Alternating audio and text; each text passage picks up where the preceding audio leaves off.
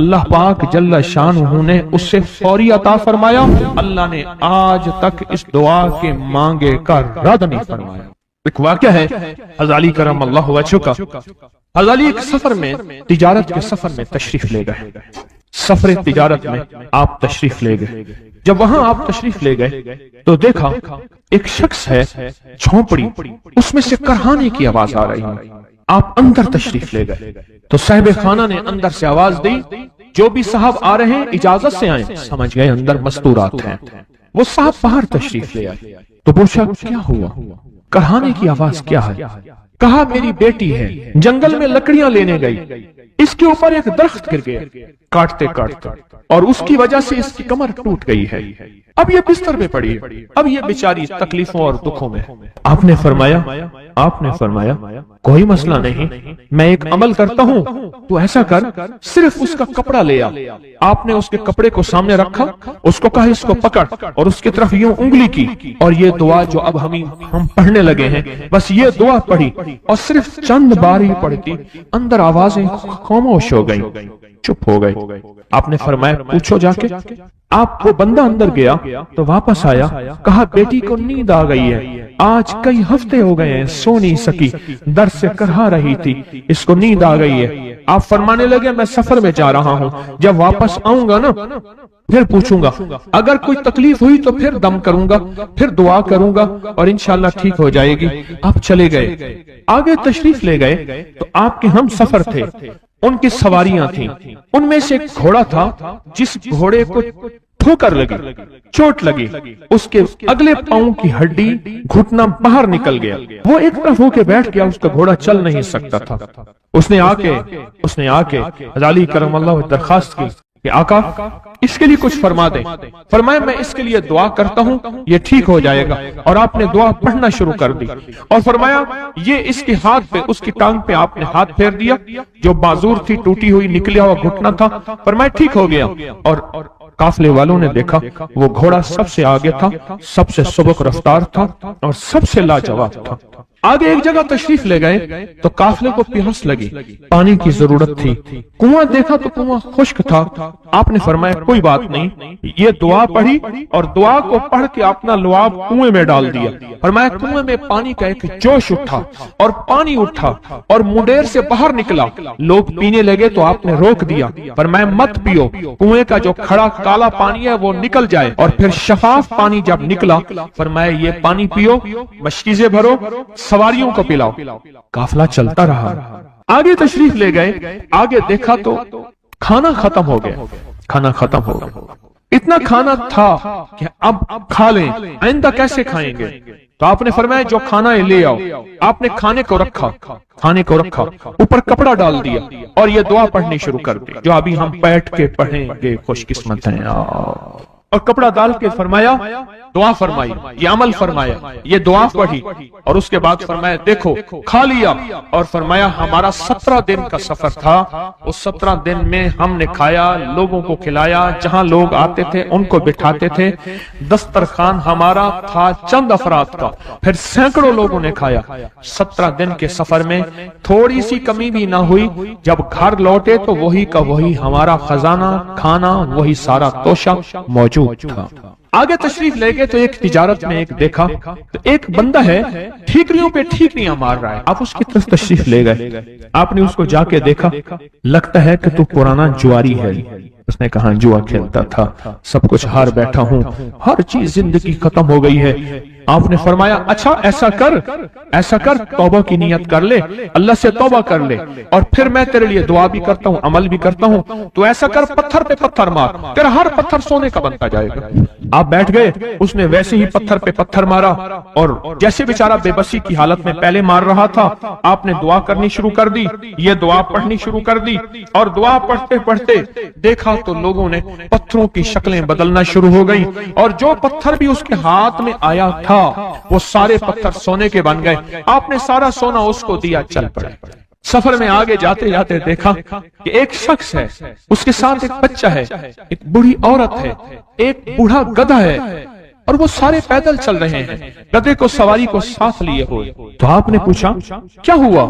انہوں نے کہا ایک سانپ ہے جو اس گدھے کے پہ مسلط ہے، اس سامنے بیٹھا ہے، وہ نیچے نہیں اتر رہا، ہم نے مارنے کی کوشش کی ہے، اس کی پھنکار سے عصا جل جاتا ہے، اور جلا ہوا عصا دکھایا، ڈنڈا جلا ہوا دکھایا کہ ایک پھنکار سے ڈنڈا جل جاتا ہے، وہ مسلط ہے گدھے پہ، ہم پیدل چل رہے ہیں، منزل پہ ہے، سانپ مسلط ہے، اس کا کوئی حل نہیں۔ آپ نے فرمایا اس گدھے کو اس جھاڑی سے، اس درخت سے باندھ دو، اور باندھ کے آپ قبلہ رخ ہوئے اور یہ دعا پڑھنی شروع کر دی، اور فرمایا پھر دوسرے رخ ہوئے اور یہ دعا پڑھنی شروع کر دی، اور تیسرے رخ ہوئے اور دعا پڑھنے کے بعد آپ نے اس سانپ پہ پھونک مارا، سانپ چونٹی بن کے چھلانگ لگائی اور غائب ہو گیا۔ تو انہوں نے پوچھا آقا یہ کیا تھا؟ فرمایا یہ تمہارے اوپر ایک دشمن جن مسلط تھا جو کہ تمہاری جانوں اور عزتوں کا لٹیرا تھا۔ آخرکار آپ کے غلام نے آپ سے پوچھا آقا اگر آپ یہ دعا ہمیں سکھا دیں، چشمہ فیض سے گر ایک اشارہ ہو جائے، چشمہ فیض سے گر ایک اشارہ ہو جائے، لطف ہو آپ کا اور کام ہمارا ہو جائے۔ آئیں بسم اللہ کر کے اس دعا کو پہلے سنتے ہیں۔ یا وہاب حبلی من نعمت الدنیا والآخرہ انک انت الوہاب۔ اللہ کے ولیوں نے اپنی کتابوں میں ایک بات لکھی ہے، ہم نے جب بھی اس دعا کو پڑھا اللہ پاک جل شانہ نے اس سے فوری عطا فرمایا، ورنہ اس کے نسبت عطا فرمائی، اور ورنہ چند لمحوں میں عطا فرمایا، ورنہ چند دنوں میں۔ اللہ نے آج تک اس دعا کے مانگے کا رد نہیں فرمایا۔ ریس کی وسعت کے لیے جو میں بتاتا ہوں کہ بندہ ہے 129 دن اور 129 دفعہ سورۃ کوثر پڑھ اور پھر آنکھوں سے رب کی طاقت کے جلوے دیکھ۔ 129 دن اور 129 بار۔ آپ بتائیں جو یہ پڑھتے ہیں 129 بار سورۃ کوثر کتنا وقت لگتا ہے؟ صحیح بتائیں، اگر نہیں پڑھتے نہ بتانا۔ 10 منٹ کی آواز بھی ہے، 7-8 منٹ کی آواز بھی ہے، 15 منٹ کی آواز بھی ہے۔ ہم 15 منٹ لے لیتے ہیں، 15 منٹ لے لیتے۔ کیا روزانہ کے 15 منٹ ہمارے لیے مشکل ہے؟ 129 بار سورۃ کوثر، اور اگر جگہ اور وقت ایک ہو تو پھر اس کی طاقت اور تاثیر حیرت انگیز طور پہ دگنی ہو جاتی ہے۔ زمان اور مکان وہی وقت وہی جگہ، مجبوراً اگر نہیں ہے تو کوئی حرج نہیں، پر یقین دل کی گہرائیوں، اندر کا درد اور پورے خشوع خضوع، دھیان، طلب تڑپ اور جذبے کے ساتھ پڑھ 129 بار۔ اصل میں یہ 129 کا جو عدد ہے نا، لفظ لطیف کا عدد ہے، یا لطیف ہو نا، لطیف 129 بار اور 129 دن۔ پھر قدرت کے خزانے اور رب کی رحمت کے خزانے، اس کی عطا اور شفقت کے خزانے، اس کی مہربانی کے خزانے۔ ایک اور چیز بتاؤں، دیدار مصطفیٰ کے لیے، کملی والے کے دیدار کے لیے سورۃ کوثر بہت باکمال ہے۔ اب اس کے فائدے سنتے جائیں، 129 دفعہ کے فائدے ذرا سنتے جائیں، کیونکہ میرے آقا کی تسلیوں کے لیے، دلجوئیوں کے لیے یہ آیت، یہ سورت اتری تھی۔ قرآن کی سب سے چھوٹی سورت ہے۔ دلجوئیوں کے لیے تانے دے دے کے ظالموں نے میرے آقا کے سینے کو چھلنی کیا، اور اللہ پاک جل شانہ نے فرمایا میرے حبیب کیوں غمزدہ ہیں، ہم نے آپ کو کوثر دے دی۔ اور میرے حبیب یہ جو تانے دینے والے ہیں، آپ پہ جادو کرنے والے ہیں، آپ پہ نظر بس کے حملے کرنے والے ہیں، اور آپ کے ساتھ حسد کرنے والے ہیں، یہ ان نشان آقا ابتر، یہ تو ایسے ابتر ہوں گے، ان کی زندگی ابتر ہوگی، ابتر سے ابتر اور ابتر ہوگی کہ بس زمانہ دیکھے گا وہ شماتت الاعداء، اور ان کے دشمن ان پہ ہنسیں گے، ایسے ابتر ہوں۔ 129 بار سورۃ کوثر دیدار مصطفیٰ کے لیے، 129 بار سورۃ کوثر جادو کے آخری طور کے لیے، 129 بار سورۃ کوثر جادو کو خود پلٹانے کے لیے، پلٹ جاتا ہے۔ 129 بار سورۃ کوثر آفات اور بلیات کو دور کرنے کے لیے، 129 بار سورۃ کوثر انزائٹی، ٹینشن، ڈپریشن اور سٹریس کے لیے، اور 129 بار سورۃ کوثر اور سکون نیند کے لیے، 129 بار سورۃ کوثر اور سکون زندگی کے لیے، اور 129 بار سورۃ کوثر دنیا حسن۔ وہ طاقتور چیز ہے جو 7 نسلوں کو کھلاتی بھی ہے، پلاتی بھی ہے، سکون کی نیند سلاتی بھی ہے، اچھا لباس پہناتی بھی ہے، عزتوں کے تاج سر پہ رکھواتی بھی ہے۔ نہیں حکمہ اپنی زندگی کی ضرورت بنا لے، پھر کیا ہوگا؟ سورۃ فاتحہ کی آیات 7 ہیں۔ اللہ 7 آسمان اور 7 زمین کی جتنی بھی برکات ہیں، برکات من السماوات والارض، اللہ 7 آسمان اور 7 زمین کی ساری برکات اس کو عطا کر دے گا، اور لوگوں کو پتہ ہی نہیں ہوگا کہ یہ بندہ کتنا مالدار ہے، روحانیت کی طاقت اور روحانیت میں کتنا آگے ہے کوئی پہچان بھی نہیں سکے گا کہ روحانیت میں یہ بندہ کتنا آگے اور کتنا آگے سے آگے بڑھ گیا ہے، کسی کو علم بھی نہیں ہوگا۔ نوری لقمہ یہ زندگی کی مجبوری بنا لے اور نوری لقمہ اپنی زندگی کی ضرورت بنا لے۔ پھر دیکھیں کمالات کیوں، اور میں جو سارے قرآن میں ہے، جو سارے قرآن میں ہے، جو سارے قرآن میں ہے، آنکھیں کھل جائیں۔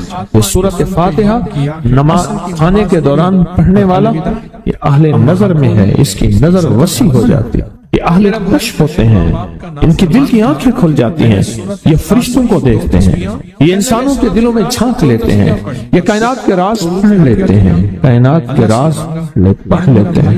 یہ اللہ پاک ان کے سامنے جنات آنکھوں سے دکھاتا ہے، حتیٰ کہ یہاں تک کہ اللہ قبر کے راز بھی ان کے اوپر کھل دیتے ہیں۔ نوری لقمے کا اثر یہ ہے دل کی آنکھیں کھل جاتی ہیں، دل کی آنکھیں کھل جاتی ہیں، دل کی آنکھیں کھل جاتی ہیں۔ یہ نور لقمے کی تاثیر ہے۔ چہرے کی آنکھیں تو سب کے پاس ہیں، دل کی آنکھیں سب کے پاس نہیں، دل کی آنکھیں سب کے پاس نہیں، چہرے کی آنکھیں سب کے پاس ہیں، دل کی آنکھیں سب کے پاس نہیں۔ نور لقمے کی یہ تاثیر ہے کہ دل کی آنکھیں کھل جاتی ہیں اور دل کی دنیا آباد اور دل کی دنیا شاد اور دل کا وہ بندہ بامراد بن جاتا ہے جو نوری لقمے اپنی زندگی میں شامل کرتا ہے۔ اور نوری لقمے سورۃ فاتحہ اور کتنی بار؟ اچھا، یہ سورۃ فاتحہ بیماریوں کا علاج۔ صحابہ کرام فرماتے ہم جا رہے تھے، کوئی ایک سردار تھا، اس کو بچھو نے کاٹ لیا اور اس کو چیخ رہا تھا بیچارہ، فرمایا سانپ کا کاٹا سوئے، بچھو کا کاٹا روئے۔ میرے پاس ایک سانپ کا کاٹا آیا تھا، غنودگی میں تھا، بہت غنودگی میں سے سوتا تھا، اور میں نے کہا اس کو سونے نہ دے، خیال نہ کیا انہوں نے، ادھر سے ہٹا تو بندہ ختم ہو گیا، سانپ کا کاٹا۔ ہمارے والد صاحب رحمۃ اللہ علیہ کے ملک عبد الرحمن ٹوٹی وہ لائے تو کہنے لگے اس بچھو کے کاٹے کا علاج صحابہ کرام نے 7 بار سورۃ فاتحہ پڑھ کے اس پہ دم کر اور وہ ٹھیک ہو گیا۔ اور میں جب سورۃ فاتحہ عرش سے زمین پہ آئی، نازل ہوئی، ایک گونج اٹھی، ایک آواز آئی، اور میں اللہ سے آج وہ چیز زمانے پہ زمین پہ نازل کی ہے جو اس سے پہلے کبھی آئی نہیں تھی اور جو اس کے بعد کبھی آئے گی، اس سے پہلے کبھی آئی نہیں تھی، اس کے بعد کبھی آئے گی۔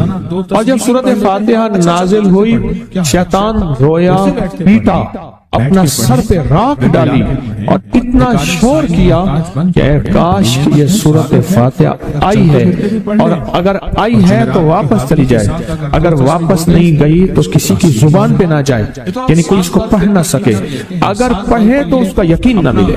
یقین سے پڑھنے والے کی دنیا بھی، آخرت بھی، رزق بھی، عزت بھی، صحت بھی، تونگری بھی، بادشاہت بھی، خوشیاں خوشحالیاں بھی یقین سے پڑھنے والے کو ملتی ہیں۔ اور اس لیے آج بھی شیطان سورۃ فاتحہ سے لرزتا ہے کہ سورۃ فاتحہ پڑھنے سے جنات اور شیاطین ایسے دور ہوتے ہیں، ایسے کہ میلوں دور چلے جاتے ہیں اور اس بندے سے خوف زدہ ہوتے ہیں جو سورۃ فاتحہ پڑھتا ہے۔ کھانے کے دوران اس کی حکمت کیا ہے؟ انسان کھانے کے دوران مشغول ہوتا ہے، کھانے کی لذتوں میں کھویا ہوا ہوتا ہے، اور اگر بھوک بہت زیادہ ہو تو پھر تو ہوش نہیں ہوتا، پھر ہوش ہی نہیں ہوتا اگر بھوک بہت زیادہ ہو۔ اب اسی دوران جس طرح سنے غور سے، بڑی میں عجیب بات بتا رہا ہوں، حضرت امام جعفر صادق سلام اللہ رضوان اللہ تعالی علیہ مجمعین اللہ کے ولی تھے، ولایت کے تاجدار تھے، سرداروں کے سردار تھے، اولیاء کے سردار تھے۔ میں بازار میں جاتے تھے، جا کے واپس آ جاتے تھے، پھر جاتے کچھ نہیں خریدتے۔ کسی نے پوچھا کیوں جاتے ہیں؟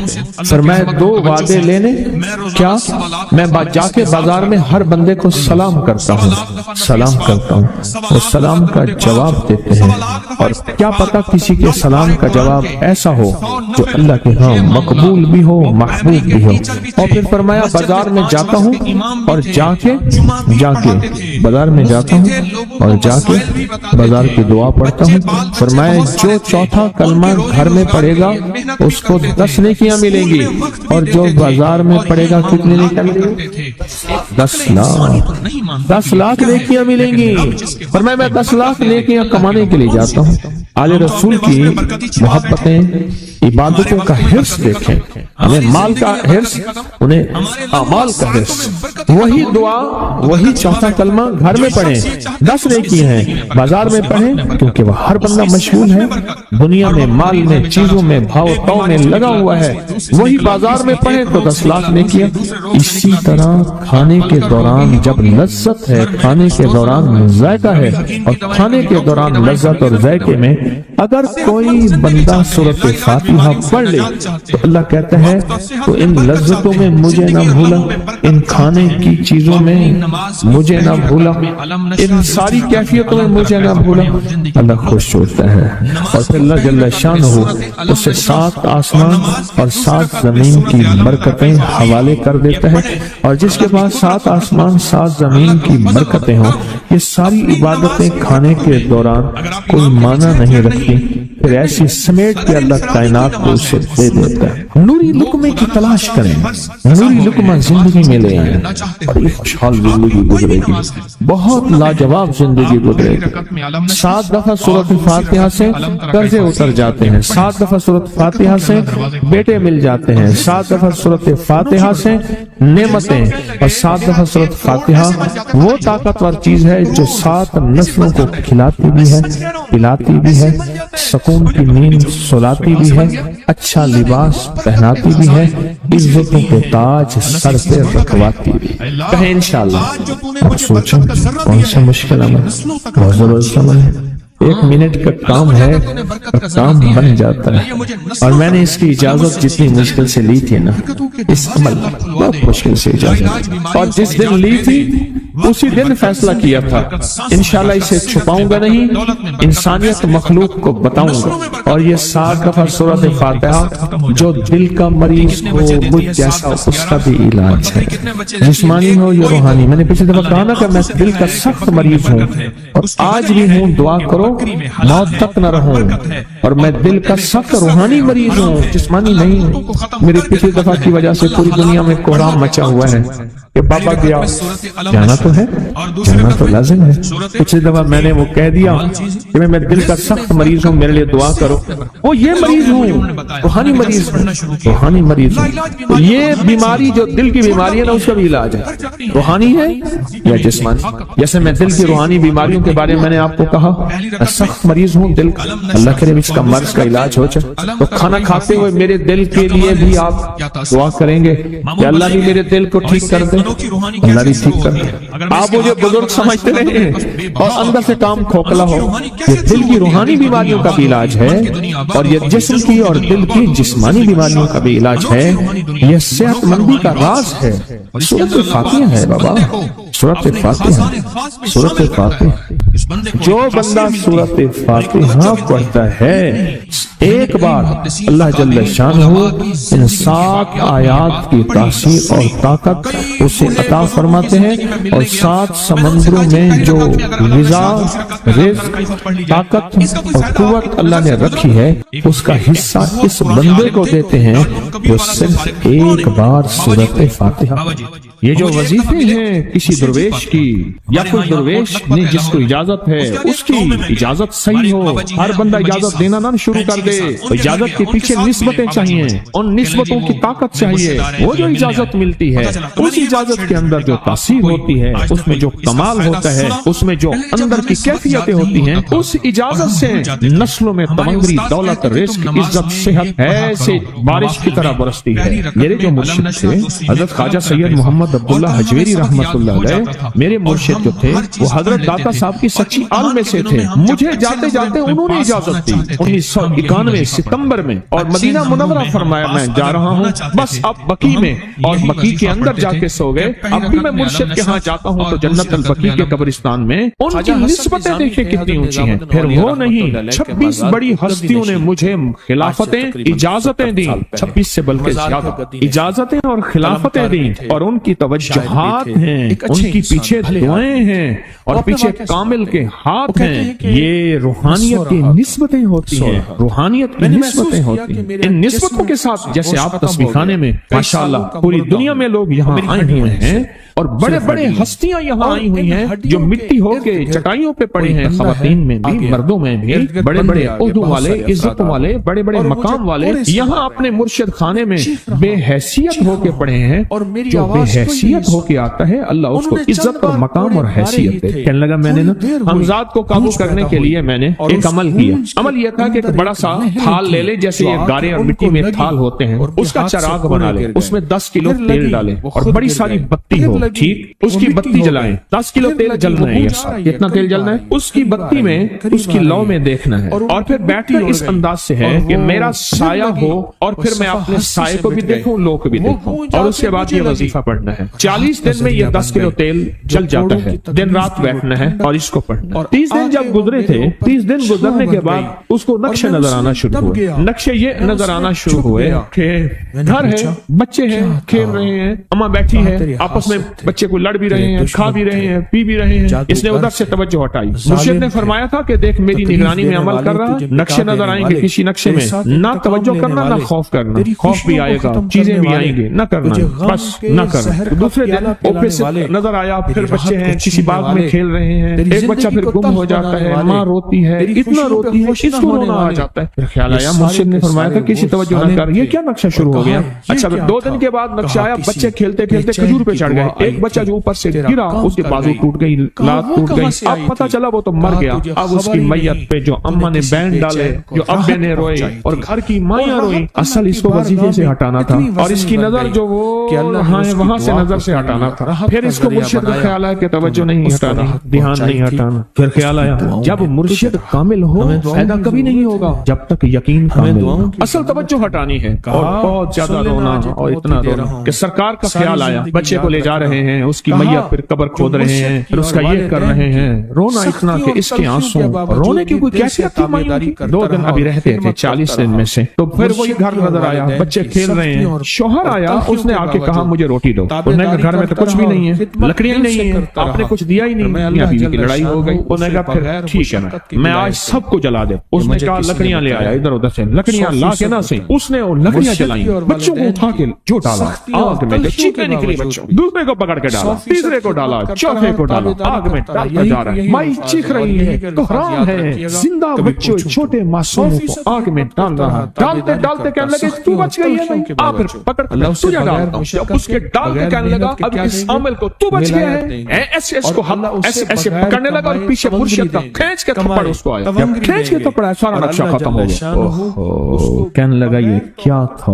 مرشد کامل ایسا ہوگا جڑا لولو دے وچ وسے ہو, نال نگاہ دے پاک کریندا, نہ صابن سچی کھتے ہو. یہ اس وقت ہوگا جب یقین ہوگا, جب تیرا یقین کمزور ہے. مرشد کامل ہے, یقین کامل نہیں, ناکام رہے گا ساری زندگی, تھرمامیٹر لگاتا رہے گا. کوئی کہہ دے گا کہ تیرا مرشد 1 نمبر ہے, ولی ہے, کہا سبحان اللہ. کوئی کہہ دے گا 2 نمبر ہے, کہے توبہ توبہ. ساری عمر اسی زندگی میں رہے گا, کبھی نہیں پا سکے گا. 40 دن کے بعد مرشد کی خدمت میں حاضر ہو اور سارے نقشے بتائے. فرمایا نہ بتاؤ, ہم دیکھ رہے ہیں. علامہ فخر الدین رازی رحمۃ اللہ علیہ کا مشہور واقعہ ہے, مرید جو ہے آپ کا سینکڑوں میل دور, اور وہ مرید وہ تھا جو ساری عمر اللہ کے وجود کو کہتا رہا کہ اللہ کے وجود کو نہ ماننے والے کہتے تھے کوئی اللہ نہیں ہے, کہاں ہے دکھاؤ, ہر چیز خود بخود بن گئی ہے, خود بخود ختم ہو جائے گی. ان کے پاس 100 دلیلیں تھیں, کتنی 100 دلیلیں تھیں, اور آج تک ان کی دلیلوں کو کوئی توڑ نہیں سکا تھا اللہ کے وجود پہ. آخری وقت اور آخری وقت کے اندر ایک دروازہ کھٹکھٹایا کسی نے کہ جناب ایک بزرگ آپ سے ملنے آئے.